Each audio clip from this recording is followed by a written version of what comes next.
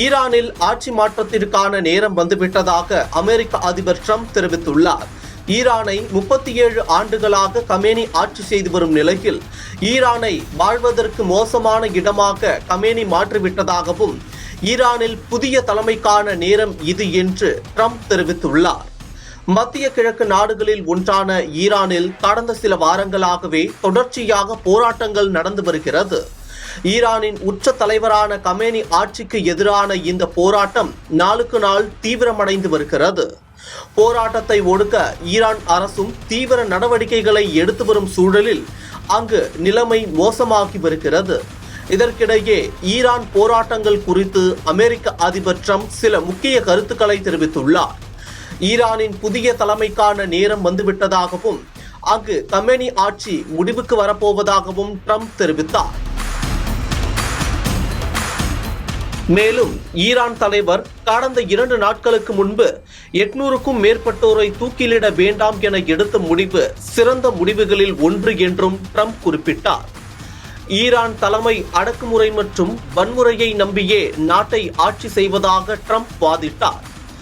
Iran நாட்டின் முழுமையான அழிவுக்கு கமேனியே காரணம் என்றும் முன் எப்போதும் இல்லாத அளவுக்கு அங்கு வன்முறை உச்சத்திற்கு போய்விட்டதாகவும் அவர் குற்றம் சாட்டினார்.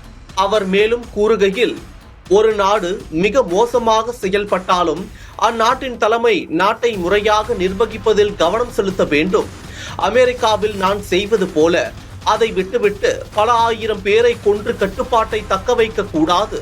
தலைமை என்பது பயம் மற்றும் மரணம் தொடர்பாக இருக்கக்கூடாது, அது மரியாதை தொடர்பானது என்றார். ஈரானின் உச்ச தலைவர் கமேனியை மோசமான மனிதர் என்று ட்ரம்ப் குறிப்பிட்டார். அவரால் தான் ஈரான் வாழ்வதற்கு மிகவும் மோசமான இடமாக மாறியுள்ளதாகவும் சாடினார். ட்ரம்பின் இந்த கருத்துக்கள் போராட்டங்களில் ஈடுபட்டுள்ள கிளர்ச்சியாளர்களின் முதுகை உடைப்பேன் என்று கமேனி சபதம் எடுத்த உடனேயே வெளிவந்தன. ஈரான் முழுவதும் நடந்த அரசுக்கு எதிரான போராட்டங்களில் ஏற்பட்ட மரணங்களுக்கு ட்ரம்பே காரணம் என்றும் கமேனி குற்றம் சாட்டியிருந்தார். ஈரானில் போராட்டங்கள் தீவிரமடைந்துள்ள நிலையில் அதை ஒடுக்கும் முயற்சியில் அந்நாட்டு அரசு ஈடுபட்டுள்ளது. முன்னதாக தனது ஆதரவாளர்கள் இடையே உரையாற்றிய கமேனி, மேலும் நாட்டை போருக்கு இட்டு செல்ல நாங்கள் விரும்பவில்லை, ஆனால் உள்நாட்டு குற்றவாளிகளை மன்னிக்க மாட்டோம், சர்வதேச குற்றவாளிகளும் கூட தண்டனையில் இருந்து தப்ப முடியாது என்றார். ஈரான் போராட்டங்களுக்கு நாடு கடத்தப்பட்ட பட்டத்து இளவரசர் ரேசா பஹல்வி ஆதரவு தெரிவித்திருந்தார். இவரது தந்தை மேற்குலக ஆதரவு நிலைப்பாடு கொண்டவர்.